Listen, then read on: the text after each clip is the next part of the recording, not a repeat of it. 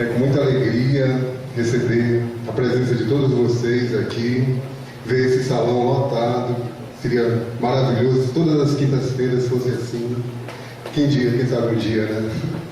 Mas, muito bom. Hoje teremos uma palestra especial do nosso querido irmão Eduardo Guimarães. Ele vem diretamente da cidade maravilhosa, onde está acontecendo um evento tão importante, né, para o nosso país, de tão grande importância, e nada coincidente, né, nada de coincidências, nada por acaso. Temos a participação dele aqui conosco para proferir a palestra de Vida Após a Vida. O Eduardo, ele é um expositor espírita de renome internacional, vindo de Niterói, Rio de Janeiro, evangelizador de jovens e crianças e trabalhador da casa, presidiu a Casa Espírita Caridade Aureliana.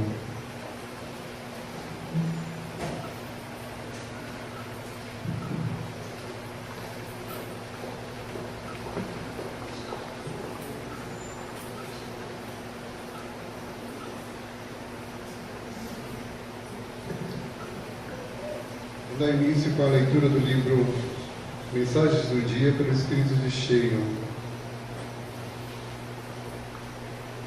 Mais adiante, a sabedoria divina estabeleceu leis que impulsionam a vida naturalmente para a harmonia. Hoje, talvez haja sombra.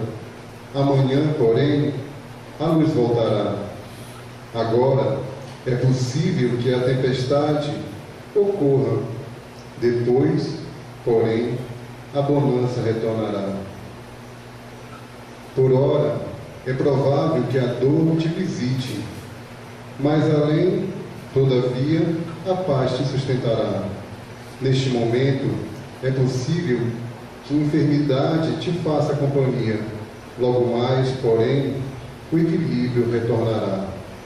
Lembra-te de que és um espírito imortal e que a saúde é o teu estado natural. Tudo o mais que se apresente com ameaças perturbadoras terá caráter transitório, porque é da lei de Deus que todas as criaturas se libertem do ego e cresçam para a consciência cósmica plena de paz. Depois de tão elucidante mensagem,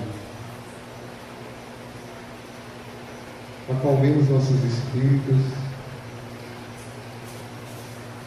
serenemos nosso corpo físico, nossa mente,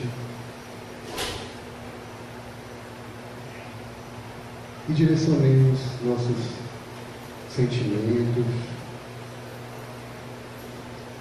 nossas vibrações a esse Pai amado que tanto nos apoia, nos abraça sempre, que tanto nos auxilia e nos ama acima de tudo. Busquemos a Ele no íntimo da nossa prece, da nossa oração. Pai de amor, de infinita bondade, agradecemos por esse momento oportuno de aprendizado, de conhecimento, a que esse irmão de tão longe vem nos trazer, para que possamos construir cada vez mais nas nossas vidas fontes de luz a nos encaminhar nessa jornada de aprendizado. Abençoa, Pai amado, a toda essa casa, a todos aqui presentes e aqueles que não puderam comparecer hoje, mas que estão ligados a todos nós. Pedimos a Ti, amado Pai, que através dos Teus emissários amados, possa inspirar o nosso irmão Eduardo para que a palestra seja de tão grande aproveitamento por todos. Agradecendo mais uma vez, Pai amado, e te pedimos pela tua luz, pelo teu amor, hoje e por todo o sempre, que assim seja.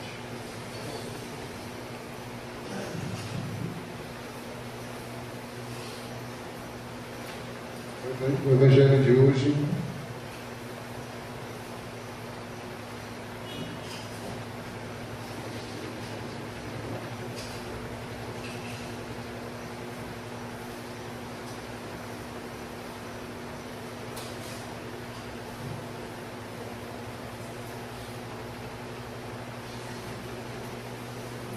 é que eu marquei mas eu acho que acabou marcando.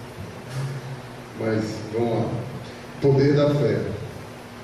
A fé transporta as montanhas. Poder da fé. Quando se dirigia ao povo, um homem se aproximou dele, ajoelhou-se a seus pés e disse: Senhor, tende piedade do meu filho que está lunático, sofre muito e frequentemente cai, ora no fogo, ora na água. Apresentei-o a vossos discípulos, mas não puderam curá-lo. Jesus respondeu, dizendo: ó raça incrédula e depravada, até quando vos sofrerei? Até quando deverei ficar convosco? Trazei-me até aqui essa criança. E Jesus, tendo ameaçado o demônio, fez com que ele saísse da criança, que foi curada no mesmo instante. Então, os discípulos vieram encontrar Jesus, e em particular lhe disseram: por que nós mesmos não podemos tirar esse demônio? Jesus lhe respondeu: é por causa de vossa pouca fé. Pois eu vos digo, em verdade, que se tivesses fé como um grão de mostarda, direis a esta montanha: transporta-te daqui até lá, e ela se transportaria, e nada vos seria impossível. Mateus, capítulo 17, versículos 17 a 19. Agora eu vou passar a palavra ao nosso irmão Eduardo. Uma boa palestra a todos.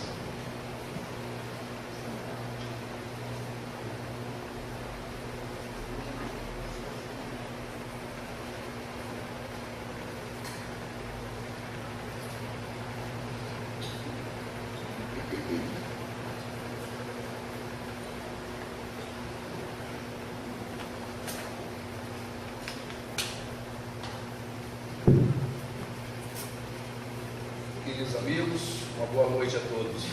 Boa noite.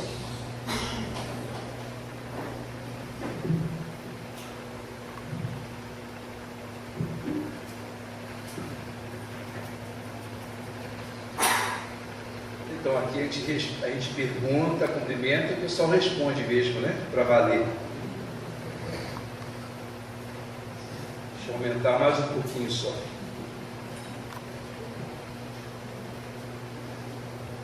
Quero agradecer a direção da casa, a recepção carinhosa com que fui recebido aqui, os irmãos que ainda eu não tinha estado, não os conhecia, e desde que cheguei encontrei um ambiente fraterno, um ambiente querido, um ambiente acolhedor, e me dei conta ainda hoje pela manhã, cheguei ontem à Fortaleza e hoje fui caminhar por essa orla linda que vocês têm, né?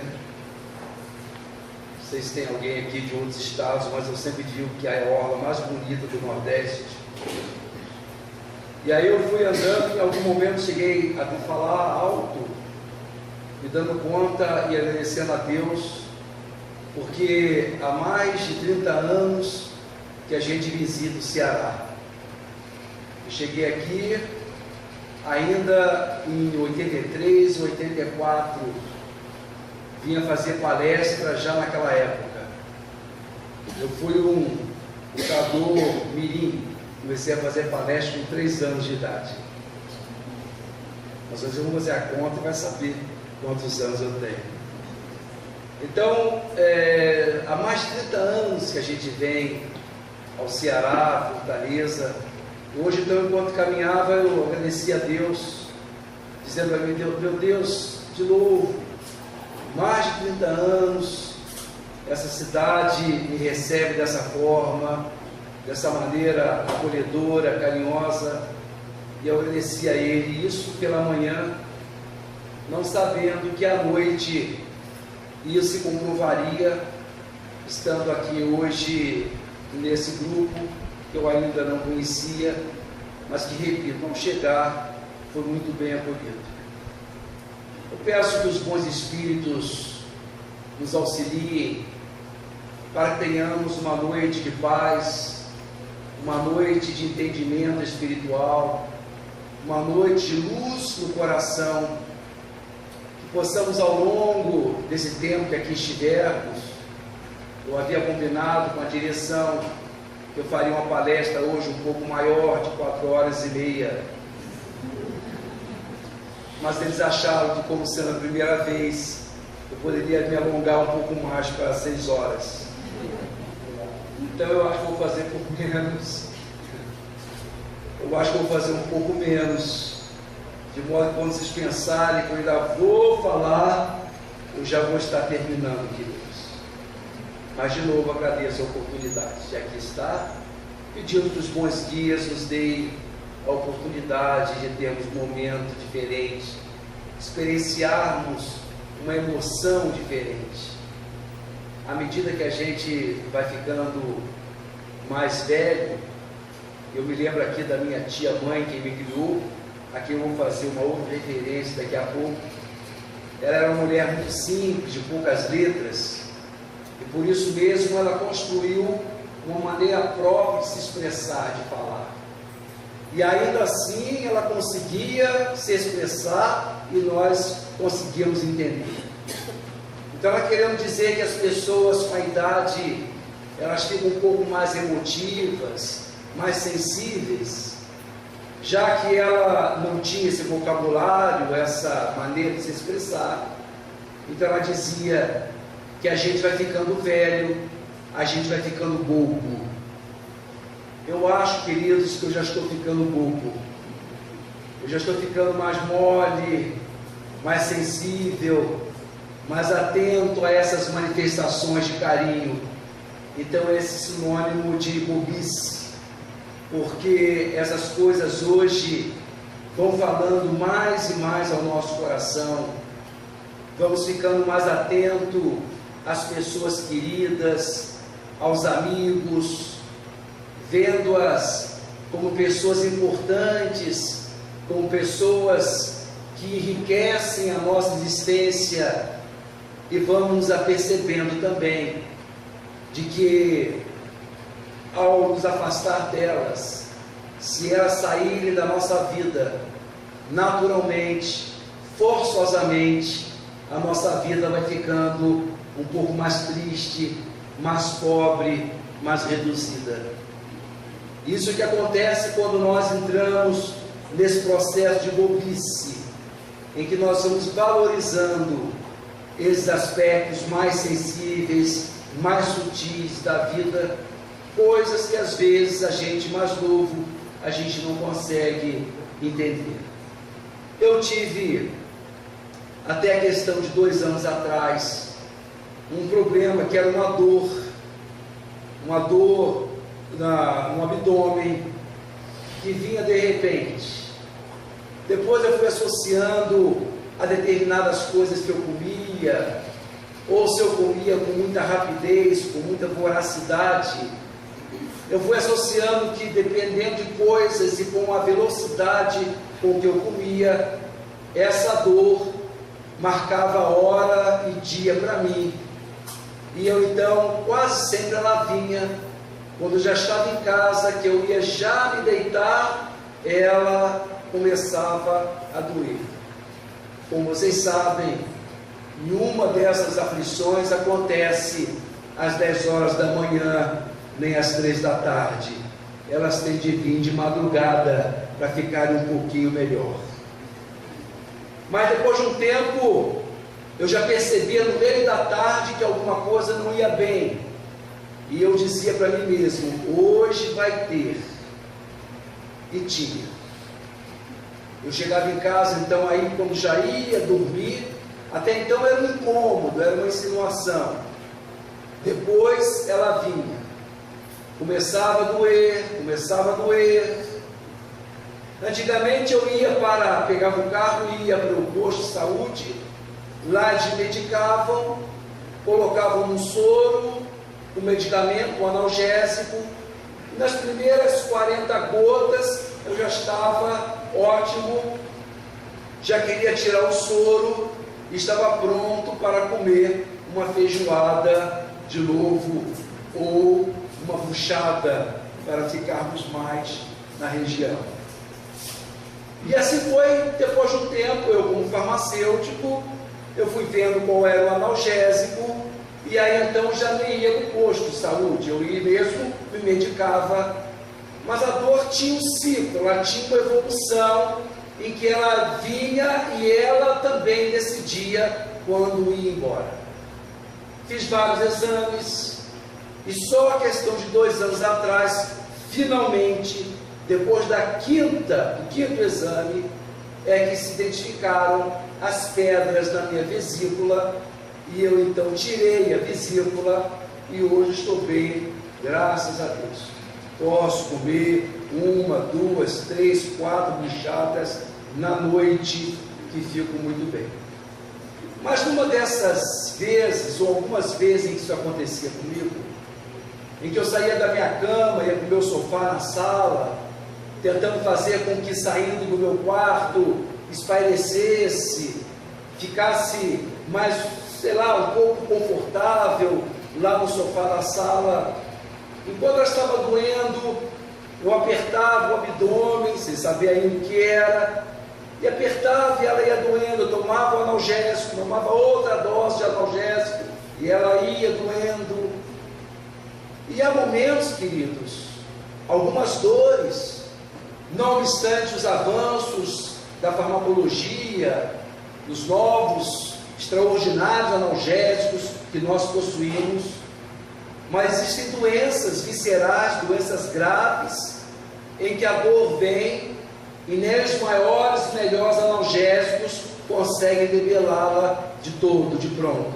Diminui, mas a pessoa suporta e tende a aguentar, sofrer, doer. E quando isso acontece, o que você faz? Você diz para a dor, então dói, fica aí doendo, não resta mais nada a fazer. Os medicamentos já foram tomados, as providências tomadas, então vai doendo, você veio e você vai a qualquer hora. E numa dessas vezes, numa dessas noites de angústia, de dor, tinha hora que ela aliviava um pouco, assim, ela está indo, daqui a pouco voltava e tudo começava. Você nem chora, porque não adianta chorar, deixa ela bater, deixa ela doer. E aí eu me lembrei de quando criança, eu fui criado pela minha tia-mãe, essa senhora que eu te falei a vocês. E a minha mãe faleceu, eu era muito guri, tinha 8 anos de idade. E às vezes, queridos, de novo, lá pelas 10 da noite, 11 horas da noite, eu aparecia com uma dor de dente. Como eu disse, dor de dente não se dá às 10 da manhã, nem às 2 da tarde, tem de ser de madrugada. Eu morava num local sem recursos, e o dente começava a doer, começava a incomodar, e aquela mulher de poucas letras, analfabeta, sem saber o que fazer àquela hora da noite, mas vendo o filho emprestado dela, sofrendo daquele jeito, o que ela podia fazer? Ela então me chamava, sentava-se ela na cama, e pedia que eu deitasse na beira da cama, colocando o rosto, uma face do rosto na perna dela, que ela forrava uma toalha, e obviamente eu com um lado da boca estava doendo para cima. Ela então abria uma tesoura que ela costurava, e ela começava então, do lado do dente doendo, orando: Pai nosso que estás nos céus, santificado seja o vosso nome. Ave Maria, cheia de graça, Pai nosso que estás nos céus. Meus queridos, eu não sei o que acontecia ali. Nós espíritas diremos que aquela mãe aflita, naquele momento de prece, atraiu para si várias entidades bondosas que auxiliaram na magnetização, e a dor foi embora. Os psicólogos dirão que a tesoura funcionou como um processo indutivo, em que fez a minha ideia de que a coisa ia funcionar, e que por um processo de autossugestão eu mesmo fui me curando e a dor foi embora. Eu não sei o que acontecia, meus amados, mas o fato é que ali, de Pai Nosso e Ave Maria, de Ave Maria e Pai Nosso, eu adormecia, a dor ia embora, e eu tinha uma noite de paz, uma noite de sono tranquilo, porque era tanto empenho, tanto desejo dela ver que o filhinho, ainda que emprestado dela, dormisse, que aquilo acontecia em base de amor, em base de afeto. É para essas pessoas significativas da nossa vida, para essas pessoas que, quando se vão da nossa existência, deixam um enorme vazio, um enorme buraco, é que eu me lembro desses pequenos versos. Se lágrimas construíssem uma estrada, em minhas memórias uma escadaria, eu caminharia até o paraíso e te traria de volta. Nenhuma palavra de despedida foi dita, não houve tempo de dizer adeus. Você se foi antes que eu percebesse, e só Deus sabe o porquê. Meu coração ainda dói de tristeza, e lágrimas secretas ainda correm. O que significava te amar, ninguém nunca saberá.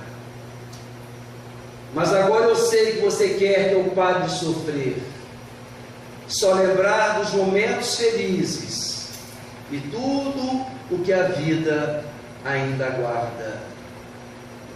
Como você jamais será esquecida, eu te prometo hoje, um buraco aberto no meu coração é onde você sempre estará. Essa é a mensagem em poesia, queridos.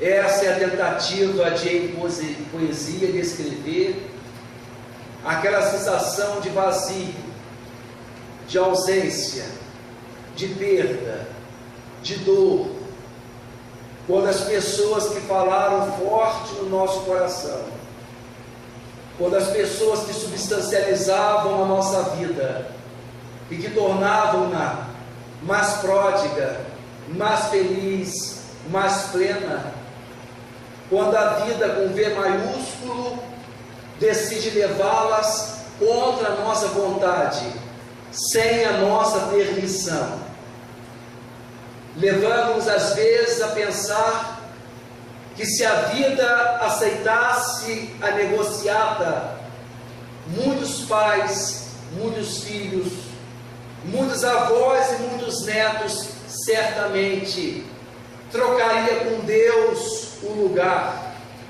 pediria que fosse no lugar do amado, deixando-o aqui no plano material. Mas a vida, queridos, tem as suas regras, a vida tem os seus segredos, ela se constrói dentro daquilo que ela entende melhor. E na maioria das vezes, cumpre a nós sofrer a dor dessas pessoas, sentir a ausência durante longo tempo da nossa vida. Essa é a mensagem da desencarnação. Essa é a mensagem da morte. Essa é a mensagem da dor da partida, que deixa quase sempre um coração totalmente esfrangalhado, totalmente destruído, porque mesmo na condição de espíritas, e isso é muito interessante ressaltar, mesmo nós espíritas que conhecemos as realidades espirituais, isso não quer dizer que nós não soframos, isso não quer dizer que nós não sintamos a falta, a ausência, a impregnação afetiva, amorosa, o fluido da pessoa junto de nós. Então dizer que o espírita não chora diante da morte de alguém é uma estupidez, porque embora a gente entenda a razão, o motivo, e saiba que a morte, com essa conotação de absolutismo, de perda absoluta, ela não existe. Mas ainda assim, a falta, a ausência, aquela sensação de perda, de não presença da pessoa, deixa-nos mensagens horrorosas, mensagens de grande sofrimento dentro do coração. Será Emmanuel também, numa de suas mais belas páginas, a dizer-nos que talvez não exista na terra um sofrimento igual ao de um coração que se debruça sobre um outro coração, enregelado e querido, que o ataúde transporta para o grande silêncio. Ver a névoa da morte estampar-se inexorável na fisionomia dos que mais amamos é como destruir a alma e prosseguir vivendo.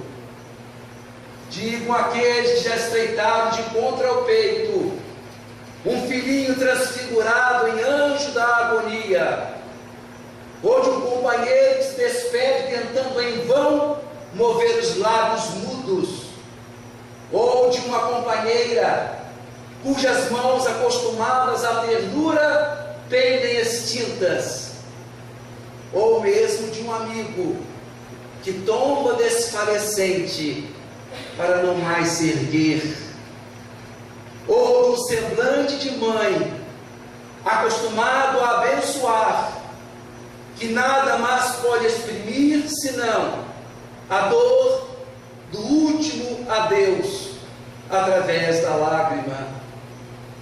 Falem aqueles que um dia se debruçaram sobre um jazigo varado de saudade, cheio de solidão. É a mensagem da morte, é a mensagem da desencarnação, essa mensagem que ainda, queridos, perpetua no mundo desde a antiguidade, posto que várias invenções humanas foram realizadas. O homem hoje consegue ir ao subsolo e à estratosfera. O homem desenvolveu o microscópio, a vacina, a bomba atômica. O homem foi capaz de desenvolver vários engenhos, vários inventos no campo do conhecimento. Mas diante da morte, o homem se comporta com os mesmos povos da antiguidade, os egípcios, os romanos, os gregos, os séculos que transfundiram povos e destruíram várias civilizações, foram impotentes, queridos, para modificar a fisionomia da morte, e diante dela há sempre o inesperado, sempre o estupor, sempre aquela pergunta do porquê comigo, por que aconteceu com o meu querido, por que aconteceu isso com a minha amada, por que a escolha de Deus foi nesta casa e não na casa do vizinho. A morte, então, continua sendo esse grande ponto de interrogação, essa grande sensação de inutilidade, de impotência, de incapacidade. Porque, repito, que se nós pudéssemos, nós trocaríamos de lugar com aquela pessoa que foi. A morte tem sido esse ponto de dúvida, essa angústia, essa manifestação de materialidade ao longo de séculos e séculos, porque o homem não conseguiu interpretá-la, não conseguiu entendê-la, e nessa tentativa de abordá-la, há várias ideias, várias tentativas de tratar desse fenômeno que faz parte da vida. Nós vamos entender depois que a vida só tem sentido a partir da existência da morte. Mas o homem se incomoda tanto com esse fenômeno, que ele às vezes trata-o na arte, na literatura, nas áreas do conhecimento humano, na tentativa de tornar explicado ou explicável aquilo que para ele se afigura como inexplicável. Eu me lembro aqui, talvez aqui não tenha ninguém com essa idade, e eu também não sou dessa época também, eu sou de 2 anos depois, mas eu me lembro aqui que no ano de 1959, o grande gênio sueco de Ingmar Bergman criou um filme extraordinário chamado O Sétimo Selo. O Sétimo Selo é uma referência às 7 pragas previstas no Apocalipse, e o gênio extraordinário de Bergman vai nos falar do 7º selo como a presença da morte em nossas vidas. É a história de um homem, de um campeão, de um herói das cruzadas, que havia ido para o Oriente combater os muçulmanos, e ao retornar à sua Suécia, à sua Europa, vê o seu povo destruído, dizimado pela peste negra, pela peste bubônica. A morte tinha vindo e destruído toda a cidade, todos os seus amigos, todos os seus parentes. Ele chega na cidade ainda com a armadura e vai passando pelas portas dos vizinhos, dos conhecidos, as portas abertas, as janelas escancaradas, corpos na rua, corpos dentro de casa, e ele começa a ficar apavorado, não vê nenhum vizinho, nenhum amigo, está sozinho naquela cidade cemitério. É quando então, eis que a dona da façanha se aproxima dele, a dona morte se aproxima do nosso herói, dos cruzados, e ela então aborda-o, como a sugerir que ele será o próximo. E ele então se organiza, se refaz o susto e propõe a ela um jogo de xadrez. Pede a ela uma oportunidade, como a propor que se ele viesse a ganhar o jogo de xadrez, ela não levaria. Ele já escolhe um jogo bem longo, bem demorado, para que ele pudesse então, ao longo das jogadas, vencer a morte. A morte está de um lado e ele do outro lado do tabuleiro, e ele vai movendo as peças. Era um grande jogador de xadrez, mas logo descobre que a morte sabia jogar o jogo muito bem também.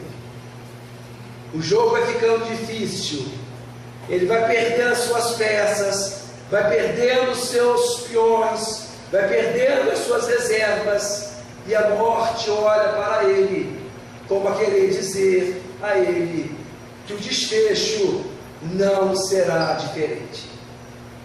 Temos aí a proposta do gênio, da genialidade do diretor sueco, o Bergman, ao propor exatamente o jogo de xadrez, que é um jogo racional, porque invoca a nossa tentativa de explicar a morte, de entender a razão do porquê que ela acontece conosco.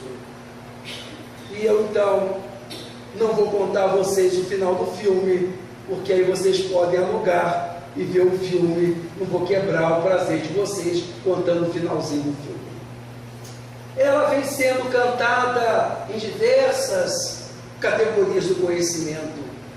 Há um romance muito bonito e fino do grande escritor russo, o nosso Leon Tolstói, que narra a morte de Ivan Ilitch, um juiz de direito da cidade de São Petersburgo, que só tem uma vida boa, tranquila, casado, 2 filhas, vive bem, até que um dia uma dor também abdominal começa a corroê-lo, começa a consumi-lo, e ele não consegue se desligar da dor, a ponto de o que ele pode fazer é se isolar no seu quarto, apagar todas as luzes, e numa época em que não havia analgésicos potentes, e pela descrição da doença devia ser um câncer gástrico, ele está sobre a cama, e ele começa a se contorcer. De vez em quando a dor vem forte, ele se dobra sobre si mesmo, ele geme baixinho, porque não adiantava gritar, e ele está doendo, sofrendo, até que um dia ele propõe uma conversa com a morte, ou com a vida. Ele começa a gemer e diz: por que eu? Eu quero a minha vida, eu quero a minha saúde, eu quero a minha alegria de volta, eu quero a minha vida de novo. E a vida decide dialogar com ele e pergunta: mas que vida é essa que você quer de volta? Que alegria é essa que você quer ter de volta? E ele diz: eu quero a minha vida de volta, eu quero a minha vida de juiz. E ela então pergunta: você tem certeza que você tem saudade dessa sua vida de juiz? E ele então se lembra que ele chegou ao cargo de juiz por indicação e não por concurso, e por causa disso ele era motivo de chacota dos colegas, que quando passavam por ele, pelos corredores, davam aqueles risinhos de zombaria, como aquele dizer: esse aí, ó, entrou pela janela, como diríamos aqui no Brasil. Eu quero a minha família, disse ele, eu quero ter os meus familiares junto de mim. E aí ele se lembra então de que em noites anteriores a família estava totalmente alheia ao seu sofrimento. A esposa e as filhas nem se davam conta do quanto ele estava sofrendo.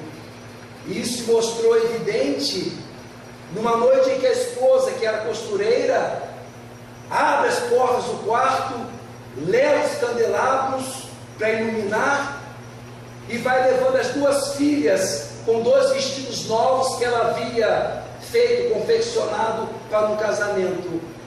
E ele está lá contorcido, dobrado de dor, e a esposa então pergunta: meu bem, você acha que o laço fica melhor na frente ou atrás?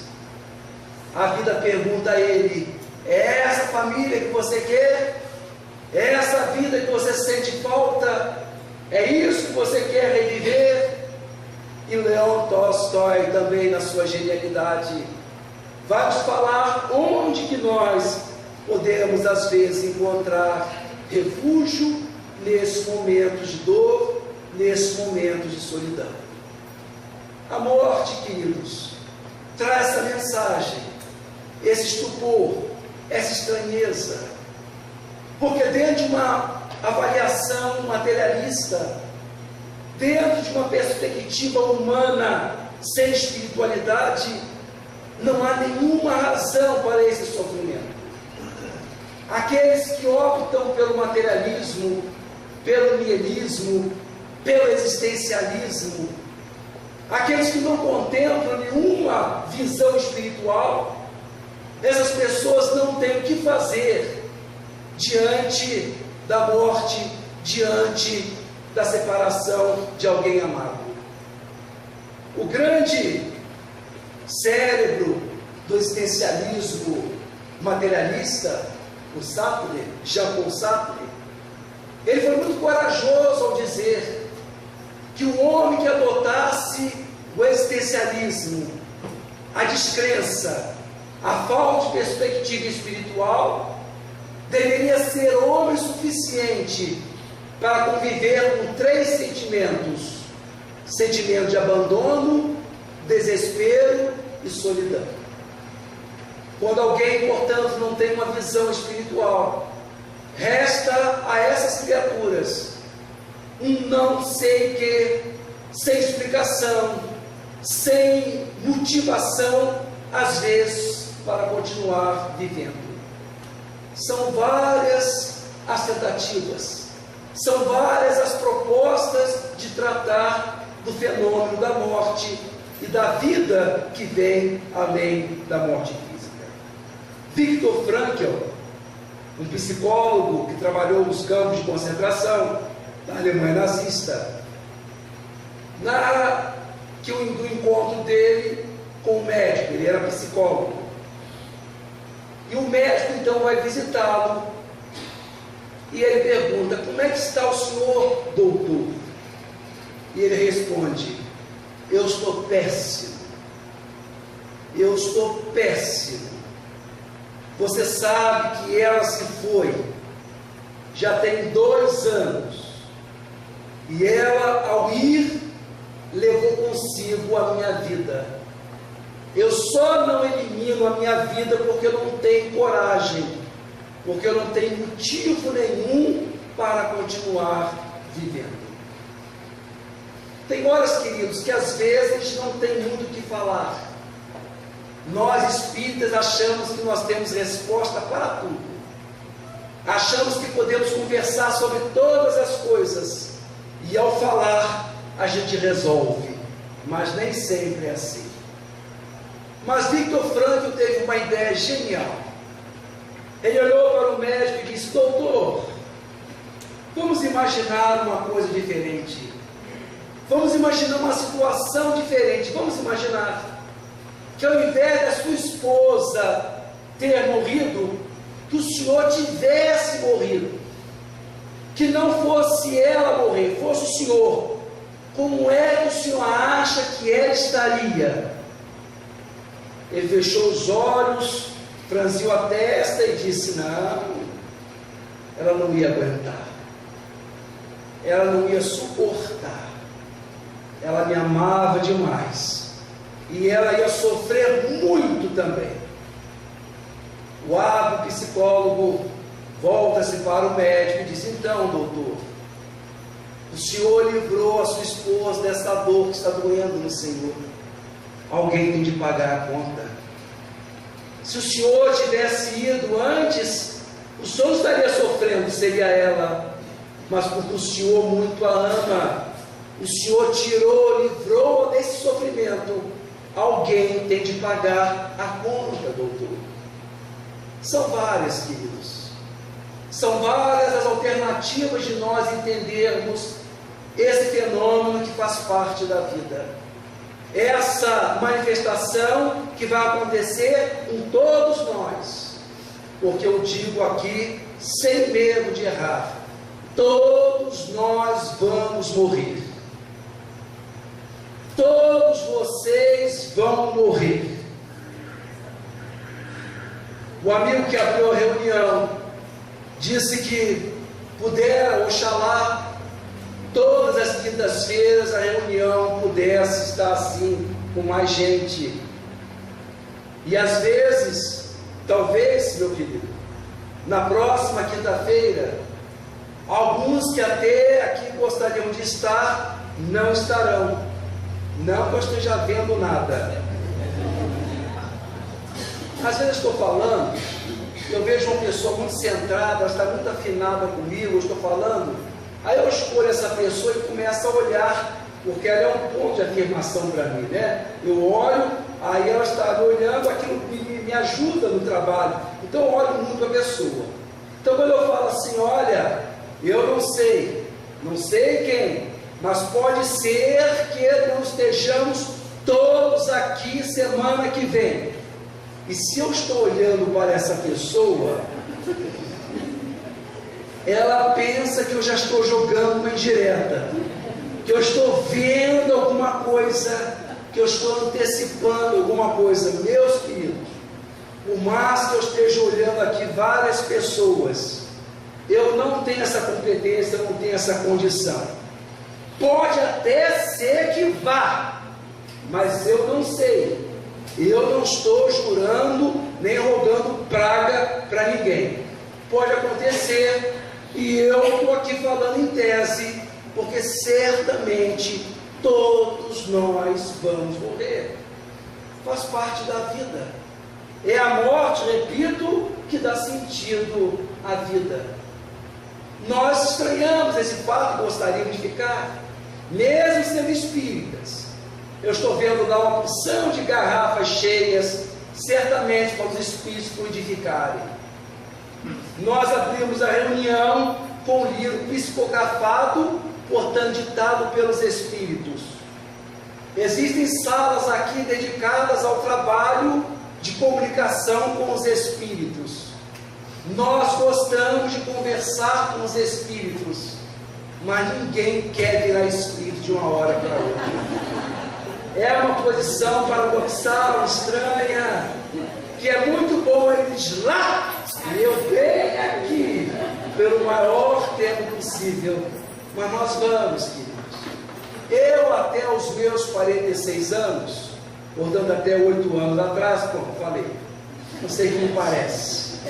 Parece que eu tenho 54 anos. Parece que eu tenho mais um pouco. Até meus 46 anos, todas as pessoas da minha relação, pessoas importantes, pessoas significativas para mim, com quanto mais idosas, mais velhas, estavam todas aqui. Eu as visitava, eu as via, eu convivia com elas, mesmo velhinhas, elas estavam ali comigo. Meus amigos, depois dos 46, é um atrás do outro. Acontece, eu me perco, às vezes eu penso que está vindo, não, já foi, você não some. Não sei se acontece com vocês. Vocês juram que a pessoa está viva. Não, você esqueceu. E vai um atrás do outro. Se preparem. Depois dos 46. E aí, meus queridos? Na medida em que estes que eram nossos amigos, principalmente se eles tinham uma idade próxima da nossa, se eles estão indo, exatamente, é hora, é sinal de que eu não vou tardar muito. Um casal amigo da cidade de São Paulo fez as bodas de prata, e aí alugou um clube enorme, chamou várias pessoas, vários casais, tinham muitos amigos, fez uma festa gigantesca nos seus 25 anos de casamento. Completaram há 3 anos atrás as bodas de ouro. E aí começou aquele frenesi de qual seria o clube, qual seria o estádio, qual seria o salão de festas, porque vamos chamar as pessoas, vamos fazer uma bela festa com os nossos 25 anos. E aí começaram a ver as casas, mas aí tinham que dimensionar, mas qual o tamanho desse clube, dessa casa? E aí então foram fazer a lista das pessoas para convidar. Aí começou, não, também não, já foi, não, já foi. Eles acabaram fazendo uma recepção na casa deles, com todo mundo, porque boa parte já tinha ido embora. Faz parte, queridos. Em verdade, nós temos que nos acostumar, porque vai acontecer. Quantos de nós, às vezes, diante de alguém querido que está indo embora, a pessoa tem uma doença grave, percebe que está morrendo, e nós, mesmo espíritas, vamos visitar essa pessoa, e a ela lá no leito, sofrida, sozinha, ela tem dúvidas, é espírita também. Mas por mais que ela tenha lido André Luiz, por mais que ela leia os livros espirituais, ela não sabe exatamente o que vai acontecer com ela. Ela quer que alguém participe daqueles momentos últimos dela. Então essa pessoa que está morrendo diz para a gente assim: olha, eu estou morrendo, eu estou indo embora. Qual, meus queridos, quase sempre é a nossa reação? Que nada, seu bobo, não é assim? Para de bobagem, você está louco, você está ótimo, você vai sair dessa, você vai enterrar ali. Quem está indo, queridos, sabe que isso é uma mentira. Quem está indo sabe que nós é que não estamos prontos para tratar daquela questão. E porque nós estamos despreparados para aceitar essa finitude, essa pessoa se cala. Ela sabe que está indo, mas percebe também que deve ir sozinha, porque nós não temos condição de manter uma conversa noutros termos. Mentimos e a pessoa vai sozinha em busca do desconhecido, daquilo que ela imagina, mas não sabe exatamente como é. Eu posso propor, eu imagino uma outra manifestação, um outro diálogo entre duas pessoas que concebem a imortalidade, que percebem a realidade espiritual. Então o companheiro, o querido, o amado está indo, nós como amigos estamos ali, só nós dois, e ele diz: eu vou morrer, eu estou morrendo. E nós então tiramos lá do fundo do coração e dizemos assim: é verdade, terrivelmente, impossivelmente você está indo embora. É verdade, desgraçado, você está indo embora, e minha vida está ficando mais pobre por isso. Você vai, e eu vou sentir uma enorme falta sua. Você está indo, mas eu vou ficar mais solitário ainda. E guarde uma coisa: já que você está indo antes de mim, que tudo aquilo que você gostou, danado, tudo aquilo que eu sei que você ama, serão coisas sagradas para mim, será uma espécie de homenagem silenciosa, contínua, que eu farei à tua ausência, porque a minha vida vai ficar mais pobre sem a sua presença. Eu imagino uma conversa de dois espíritas nesses termos, queridos, em que os dois choram, os dois lamentam, os dois choram a ausência, a partida, choram de tristeza, mas também serão capazes de chorar de alegria, porque os dois sabem que é uma amizade que tão intensa, tão profunda, nem a morte poderá findar, nem a morte poderá liquidar. E o outro então que está ficando aqui, que é espírita, diz então: olha, então tá assim, já que você está indo, já que você está indo na minha frente, vê se ajeita alguma coisa lá para mim, para não chegar assim de sopetão, sem ter onde ficar. O espírito então é aquele que não consegue entender a palavra a Deus. Quando nós vamos a um sepultamento de alguém querido, como é que nós nos despedimos dessas pessoas queridas, importantes, significativas do nosso coração? O Espírita diz: até breve, amigo, até breve, porque eu também estou indo. É uma postura que lembra um hino de imortalidade, e que nós vamos cantando em função do entendimento que nós temos. Por todas as tentativas do cinema, da arte, da literatura, da psicologia, queridos. Não há no planeta, não há nesse mundo de Deus, nenhum outro maior antídoto, nenhuma outra mensagem mais eficiente, mais terna, mais honesta, mais verdadeira, capaz de agasalhar o coração que fica, do que a proposta espírita. Não há em nenhuma outra religião, com respeito e admiração a todas elas que elas merecem, mas não há nenhum conteúdo filosófico, espiritual, religioso, que consiga trazer de uma maneira tão clara, tão próxima, tão transparente, tão verdadeira, a noção de uma vida que não cessa na sepultura, como acontece conosco com o Espiritismo. Então o Espiritismo é uma dádiva de Deus. O Espiritismo é um presente dos céus à terra, àqueles que conseguiram se sensibilizar para entendê-lo, para captar a mensagem espírita. E essas pessoas, então, embora sofram, embora chorem, essas pessoas certamente encontram um pouco de tranquilidade e sossego na certeza da vida que não acaba.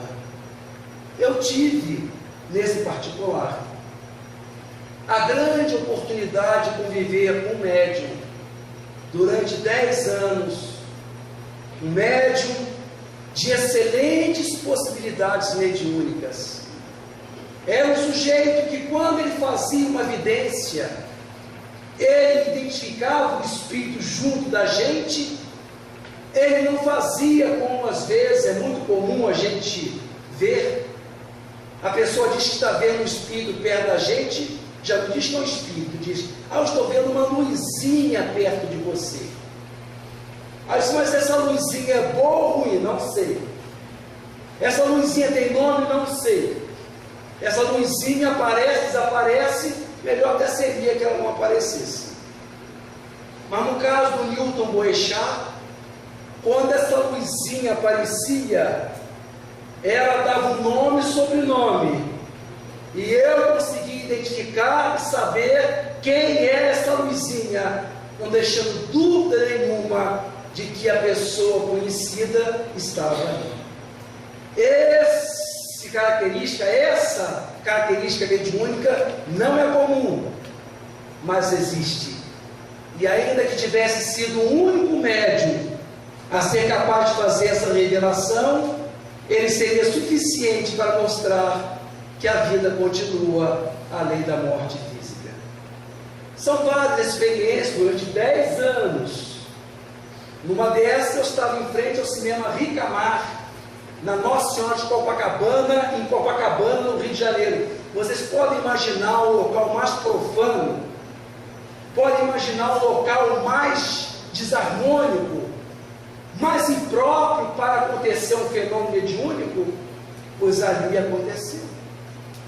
Mas existem outros, e esse também não é, o local não é dos melhores, porque estávamos numa festa de casamento.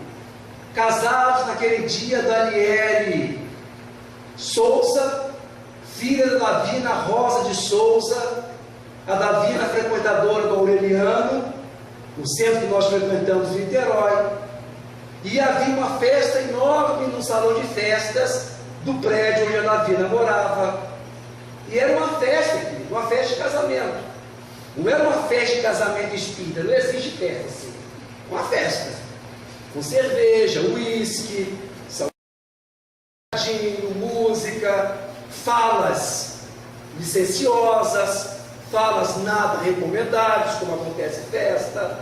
Festa é bom para a gente fazer fofoca, falar da vida dos outros, as coisas mais gostosas que falar dos outros, de modo que festa serve para isso.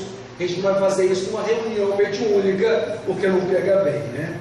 Não pega bem em lugar nenhum.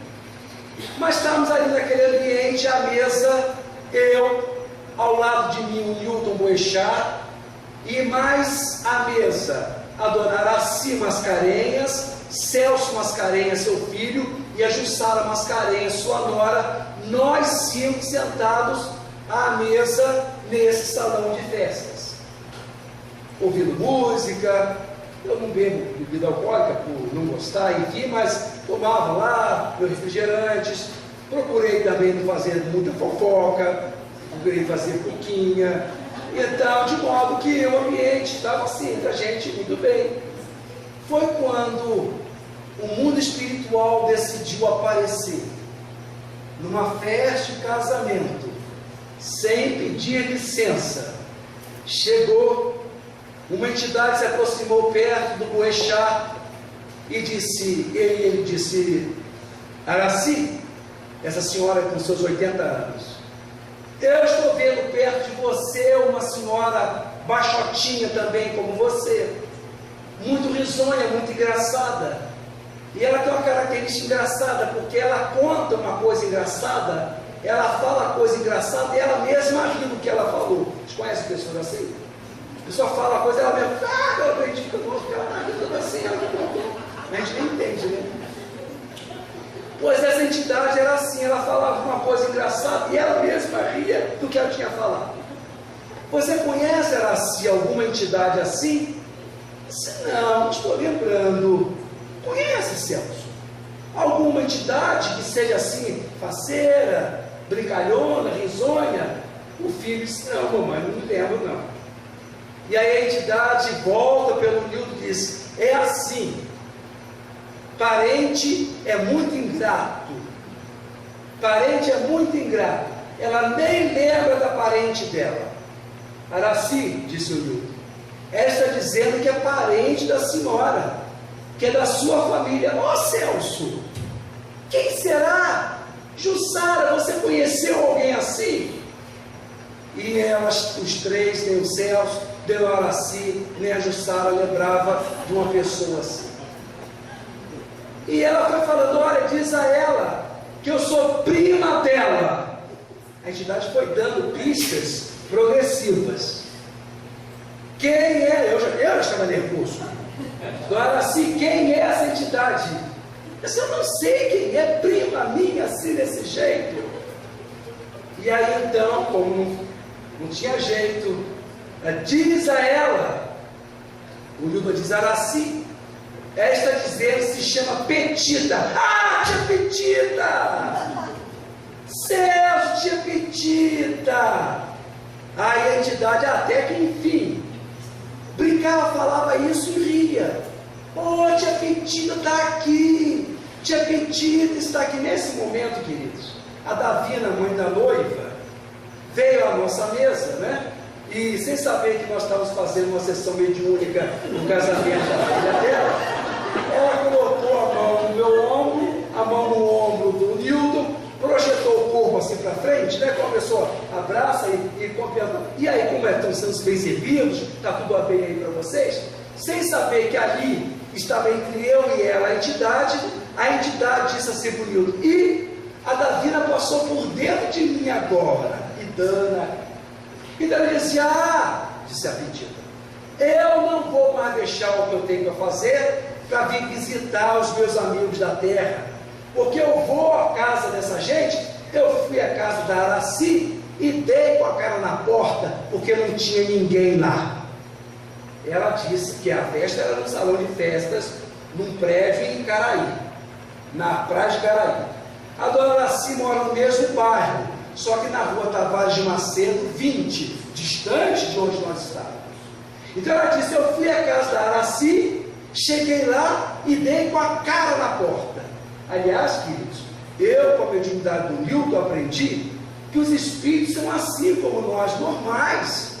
A gente vê às vezes espíritos, essas peças de espíritos, fica assim, não é assim. O espírito é normal, se movimenta, fala do nosso jeito. Também fala: eu fui à casa da Araci e dei com a cara na porta, e começou a rir. Eu achei interessante. Achei interessante porque ela estava ali um bom tempo dando sopa. E eu achei interessante como é que ela, tendo ido lá na praia, na Tavares de Macedo 20, e não tinha ninguém em casa, como é que ela achou a dona Araci naquele espaço, naquele endereço? Não é uma questão interessante? É muito interessante, queridos. Eu pensei, eu queria saber. Lá no Aureliano, às terças-feiras, nós temos uma reunião e eu não descobri quem é. Nós temos uma caixinha que eles colocam lá no espaço, uma caixinha para as pessoas colocarem nomes para proteção espiritual, para preces, né? Eu não descobri quem é, mas é alguém que tem um arquivo com dezenas e dezenas de nomes. A pessoa foi colocando, fazendo uma lista com nomes e nomes e nomes e nomes. Nas terças-feiras, quando ela está indo para casa, ela vai lá no arquivo dela, manda imprimir, aquilo roda 6 folhas, cada nome pequenininho lá, 6 folhas de nomes. Aí essa pessoa chega lá no Aureliano, dobra aquela, que tem que caber na caixinha pequena, ela dobra aquela folha 6 folhas, enfia lá, e diz assim: agora é com vocês. É quase que isso, né, José? Agora, ó, tem gente de cabeça aí para vocês verem. Eu fico pensando como é que esses espíritos dão conta. Às vezes nós temos um amigo, uma pessoa querida, a gente não consegue visitar. Uma pessoa, nosso afeto, uma pessoa que a gente acorda todo dia. Não, é hoje. O hoje acaba e a gente não vai. É hoje. Eu sei que vocês não fazem isso aqui. Eu sei que vocês são muito atentos, muito disciplinados, e que uma vez programados, todos vão fazer a visita. Mas lá em Niterói, não. A gente cisma, vai, define e não consegue ir. E como é que a gente pode pedir os espíritos a ele sem ter? Agora é com vocês, dá o seu jeito. Mas que é isso, né? Eu queria saber como é então que ela podia localizar a dona Araci naquele espaço totalmente diferente. Aí eu me inspirei no Dr. Nilton. Eu vou fazer uma experiência parapsicológica. Dizem que os espíritos se comunicam pelo pensamento. Já ouviram isso? Não fala que o espírito não fala, não articula? Ele fala pelo pensamento? Então eu vou fazer um teste para a psicologia. Embora a gente saiba que para a psicologia, sem espiritismo, já dizia o Hernani, é uma coisa tal que com a qual, sem a tal, a gente fica tal e qual. A gente não chega a lugar nenhum. Mas eu queria fazer o teste de Sr. Newton. Eu vou fazer umas perguntas mentais. A pedida não vou falar, e você me repete, você me fala o que ela falar para você. Eu estava vendo. Meus queridos, o médium aceitou e o espírito também aceitou a experiência. Então eu fechei os olhos para me concentrar um pouco, embora não fosse uma reunião mediúnica, mas difícil ver aquela quantidade de bandeja de salgadinho passando para lá e para cá, de cerveja. Eu tinha que fechar, pelo menos só para tentar uma concentração mínima. Então eu fechei os olhos e disse: pedida, já que você foi à casa da dona Araci, lá no endereço dela, e não tinha ninguém para você saber onde estavam eles, como é que você achou eles aqui no endereço completamente diferente? Fiz a pergunta mental. O Newton virou-se para mim e disse: Sr. Eduardo, ela está dizendo que ela chegou aqui através de um objeto que a Araci ia trazer e não trouxe. Ela tocou nesse objeto e descobriu onde ela estava. Senhora Araci, o que a senhora ia trazer para a festa que não trouxe? E de novo, Tadinha, ela com sua luz azul, ficou um pouco perturbada. Assim, eu não sei. Jussara. Eu sabia que daí a 2 horas alguém ia perguntar isso. A gente não está com esse negócio desse, na mão do espírito. Jussara, o que eu ia trazer? Eu só não sei, era assim. E aí a entidade diz a ela que ela tem 2. Então, Jussara, está dizendo que eu tenho 2. Que uma eu trouxe, a outra eu deixei. O que é? E a Jussara não conseguia ajudar. Diz a ela que ela ficou experimentando. Ficou olha a entidade, olha que paciência. Uma ou outra, essa ou essa. Aí lá, Quando a Araci falou, a entidade viu que era a resposta certa, e o Nilton disse, é isso mesmo, Araci. Foi uma bolsinha de casamento que ela estava combinando, queria combinar com o sapato, tinha 80 anos, mas ainda tinha suas vaidades. Então ela olhou no espelho e ficou, qual a bolsinha que combina mais com o sapato? Essa ou essa, né? Levo essa ou aquela. Aí pegava uma, largava. Pegava outra, deixava, e foi naquela indecisão, optou por levar uma, mas deixou impregnado naquela bolsa que não levou a intenção para onde ir. Esse é um processo de imantação automático. É uma impregnação que a gente faz, que algumas pessoas com certas sensibilidades conseguem captar. Ninguém aqui vai pensar que Dona Araci fez da bolsinha uma espécie de secretamento. Se vier algum espírito aqui perguntar, diz que eu estou na praia de Caraí com a 61. Não é assim. Não é assim que a coisa acontece.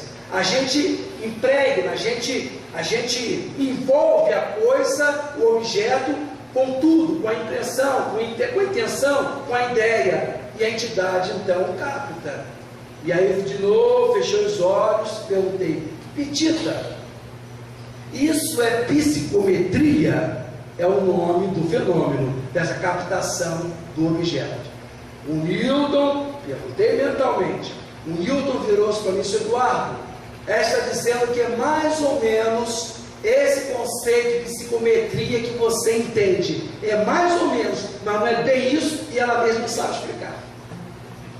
O senhor Araci, faz pergunta também. A entidade estava dando sopa ali, meus queridos. Quase para ver, gente, vem cá, fala com a Petita. Conversei com o Dona Araci. Dona Araci, pergunta a entidade. Faz uma pergunta, vamos fazer mais experiência. A Dona Araci também fechou os olhinhos. Mas quando ela fechou, o Nilton disse assim, a entidade saiu aqui de trás de mim, foi lá naquela mesa lá, ó, apontou uma mesa que ficava umas 3 meses depois da nossa, foi lá naquela mesa lá, naquele senhor calvo, deu 2 cascudos. Eles são normais. Deu 2 cascudos e mandou dizer a você, Araci, que continua o mesmo cabeça dura de sempre. Eu não tinha ouvido a pergunta, não é isso? Eu tinha feito mentalmente. Dona Araci, o que é que a senhora perguntou a Petita? Eu perguntei, porque aquele moço lá é um tio meu, e sempre ridicularizava porque eu era espírita. Aí eu perguntei a ela se ele já havia mudado de cabeça, de mentalidade, se já estava com outras ideias. A entidade respondeu, diz a ela, continua o mesmo cabeça dura de sempre. Com isso, queridos, com essa demonstração da Petita e de tantos e tantos outros fenômenos que nós podemos ver, testemunhar, e que de um tempo para cá eu tenho dividido com os irmãos, para reacender, para confirmar, para ratificar a nossa certeza da vida que continua além do túmulo. E esse grande presente, esse grande regalo, quem nos deu foi o Espiritismo. É Ele que apazigua, que tranquiliza, que acomoda o nosso coração. Quando a saudade vai longe, quando a saudade é intensa, vem essa mensagem de esperança, essa certeza de imortalidade. O Paulo me deu mais algum tempinho, e eu então ainda me permito aqui contar o último caso. E esse foi narrado, não aconteceu com o Boechat. Aconteceu em Caratinga, em Minas Gerais, através do médium de efeitos físicos Antônio, através de efeitos físicos de materialização, se materializava pelo Antônio um médico alemão, não é esse que vocês estão pensando, é o Dr. Joseph Gleber e não Fritz. O Dr. Joseph Gleber se materializava pelo médium Antônio e fazia cirurgias espirituais. Isso foi muito comum durante uma época. E o meu amigo Luiz Carlos de Carvalho, de Volta Redonda, frequentava essas reuniões. E houve então uma reunião especial, parece em 1569, de que o Chico Xavier seria cirurgiado. Ele já havia feito uma cirurgia, parece-me de próstata, que o doutor Bezerra recomendou que ele fosse ao médico Antônio, porque havia ficado ainda uma coisinha em que o Antônio, com a mediunidade, podia resolver. Então, todos entenderam que seria uma sessão diferente, uma sessão nova, uma sessão diferente. E para lá então foi o nosso Luiz Carlos, convidado de honra para participar dessa reunião em que o Chico Xavier seria cirurgiado. Ele me falou coisas extraordinárias, do André Luiz falando em voz direta, como esse som meu físico, o André Luiz falando, ele disse, eu ouvi a voz de André Luiz, irmão. Fenômenos extraordinários naquele dia em que o Chico foi cirurgiado. Terminada a reunião, o Chico sentaram-se para tomar um café, e o meu amigo Luiz Carlos, a quem eu pedi licença para contar esse caso, ele virou-se para o Antônio e disse, Antônio, eu tenho um problema aqui no ouvido esquerdo, rapaz, uma dor, principalmente no inverno, que quando ataca dói. Você não podia fazer uma intervenção espiritual para mim? Só Luiz, você vem aqui há tanto tempo. Claro, rapaz. Chamou a moça que marcava, fulana, marca aí, Luiz Carlos de Carvalho, Volta Redonda, dia tal. Marcou. Nesse dia ele pegou a esposa, Fernanda, e o casal foi então para Caratinga, porque ele seria cirurgiado. Era um auditório menor do que esse aqui. Os que seriam cirurgiados ficavam assim, na fileira, na fileira da frente, a maca aqui exatamente. E aqui para trás havia uma porta que dava para uma cabine, de onde o espírito, o médium estava, e que o espírito vinha materializado fazer a cirurgia. Alguns foram cirurgiados, e então alguém chamou Luiz Carlos de Carvalho. Ele levantou-se, beijou a esposa, deitou-se na maca, e o doutor José Gleb estava com os olhos fechados, orando. Quando o médico alemão, que como vocês sabem, são muito delicados, são muito sutis, são muito assim afáveis, para não dizer o contrário, quando o doutor José Gleb viu que o Luiz ali deitado, se aproximou dele e começou a empurrá-lo da maca, gritando, sai! Sai! Sai! O Luiz já estava deitado. Imagina se isso acontece com a gente, o espírito materializado empurrar a gente da maca. O Luiz estava deitado, levantou-se, mas teve uma reação que talvez alguns de nós não teria. Ele, ao invés de sair, como a gente faria, né?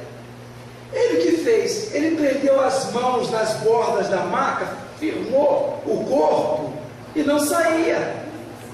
E ele disse, Eduardo, sentia a mão do espírito encostando, fora, fora! E ele preso ali, preso na maca, e disse, eu não saio, porque no Evangelho está escrito, pedi e obtereis, batei e abri-se coisar. Olha, lembrou direitinho. E eu então peço em nome de Jesus, que eu seja cirurgiado hoje. Apelou. Eduardo, eu senti a entidade folgar a mão, como quem ia dizer, apelei, né? Fui lá em cima. A entidade começou a folgar com a mão, mas voltou, fora! O pedido foi negado. Também acontece. Mas a misericórdia de Jesus é muito grande. Deita aí, que eu vou fazer um curativo. Não vou fazer cirurgia. E ele deitou. com o ouvido esquerdo para cima, a entidade esticava o braço, materializada, assim, pegava um frasquinho de penicilina, esse frasco de vidro, vidro verdadeiro, a penicilina estava ali, o frasco estava ali vazio. A entidade levava o frasco assim no ar e via o Luiz, que aparecia um líquido vermelho dentro desse frasco. E o Dr. José Kleber vinha e jogava dentro do ouvido e ele sentia dor. O espírito pegava o frasco, ia assim no ar, de novo, esse líquido vermelho começava a borbulhar, ele vinha e jogava dentro do ouvido do Luiz. Anos depois, o Luiz fez amizade com um médico, o Torrino, laringologista, correndo com esse médico, agora amigo, disse: rapaz, está chegando o inverno e eu sofro há um tempão com um problema no ouvido. Eu já fiz de tudo, teve uma melhora. Quando ele fez os curativos, melhorou. Mas rapaz, quando chega o inverno, de novo voltou o problema. Você não levaria, você não examinaria o meu ouvido lá no seu consultório? Você, claro, Luiz, você é amigo, vai lá segunda-feira. O Luiz foi, deitou-se agora então na maca do médico, encarnado, e ele coloca o aparelho, avalia assim: Luiz do céu, você é espírita, eu acabo acreditando nessas coisas também, graças a Deus, você veio agora a mim, porque ninguém podia ter mexido nesse ouvido antes, porque senão você ficaria surdo dos dois ouvidos. Se alguém tivesse mexido aqui para fazer a cirurgia, teria estragado a sua audição. Vocês vejam, queridos, que a gente pede, achando que estamos pedindo melhor, e o plano espiritual tem outros planos para nós. Mas nessa noite, em que ele sai com um algodão no ouvido e se senta, a senhora chama o nome de uma outra pessoa e sobe pelo banquinho um senhor dos seus 70, 75 anos de idade, um velhinho, deita-se na maca, e o Dr. José Kleber está com os olhos fechados. Quando vê aquele senhor com aquele rosto bom, também orando, o Dr. José Kleber olha para o velhinho e disse: eu estou recebendo instruções espirituais de que não serei eu o cirurgião do Senhor. Pedem que eu ceda o lugar a um colega meu, um outro cirurgião, vem fazer a cirurgia no Senhor. Só alguns instantes. O espírito materializado se encaminhou para fundo, lá na cabine, desmaterializou, e logo em seguida, alguns minutos, saía da cabine um outro médico, também vestido de branco, bem mais jovem, que se aproximou daquela maca. Aquele senhor estava com os olhos fechados, orando, e esse médico então, que tomou o lugar do José Kleber, virou-se para o velhinho e disse assim: papai. O velho abre os olhos, era o filho dele, recém-formado em medicina, que havia sido morto numa estrada de São Paulo por um acidente de carro. Ele havia morrido logo depois de formar. E o espírito, o garoto, diz assim: papai, sou eu, teu André. O senhor pensou que gastou dinheiro comigo no curso de medicina, achando que eu ia esquecer do Senhor? Não, papai. Eu soube que o senhor viria aqui fazer cirurgia de catarata, e eu sou oftalmologista, papai, o senhor não sabe. Então eu pedi a Jesus a permissão para que eu, o seu filho, devolva todo o carinho te fazendo a cirurgia. Vamos orar juntos, meu velho, porque Jesus está abençoando essa cirurgia.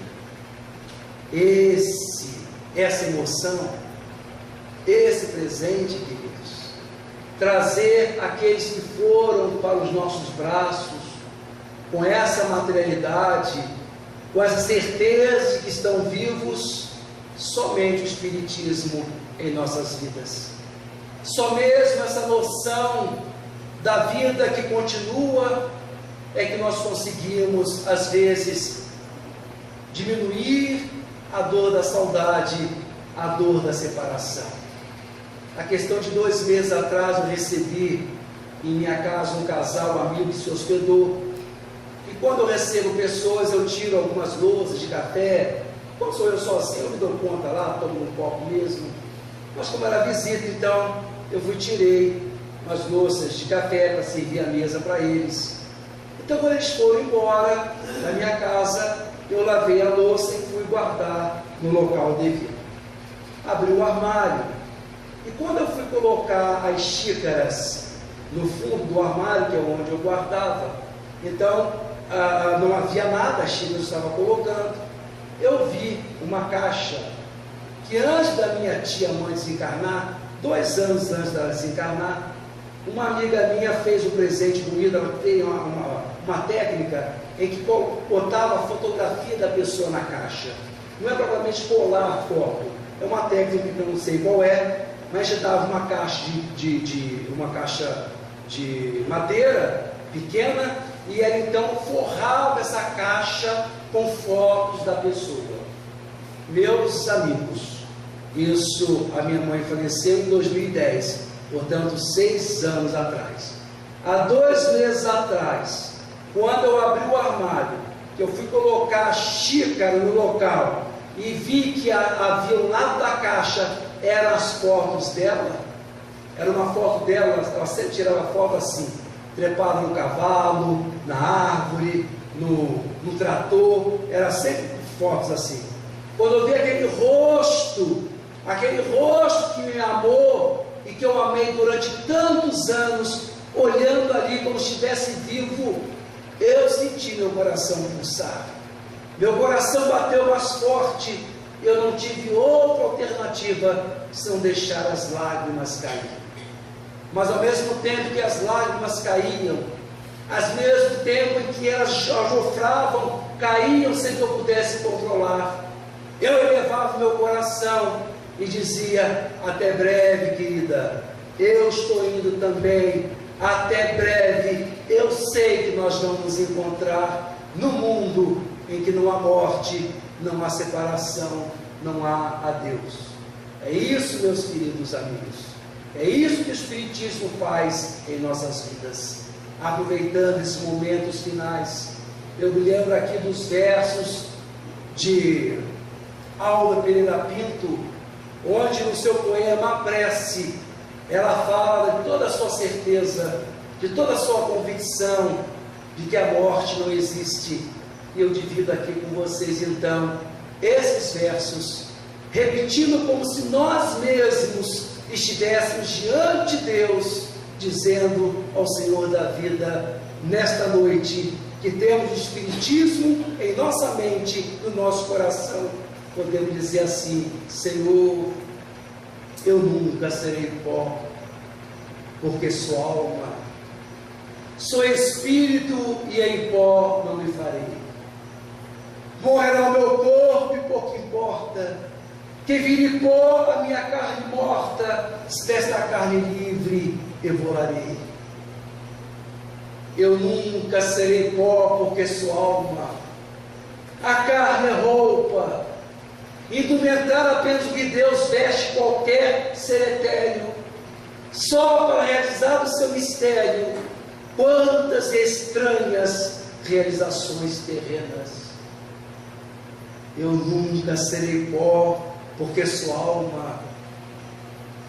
A carne, se a carne acaba, no feral abismo dessa soturna deusa dos destroços, chamada morte, vã silhueta de ossos, a alma não recebe no batismo.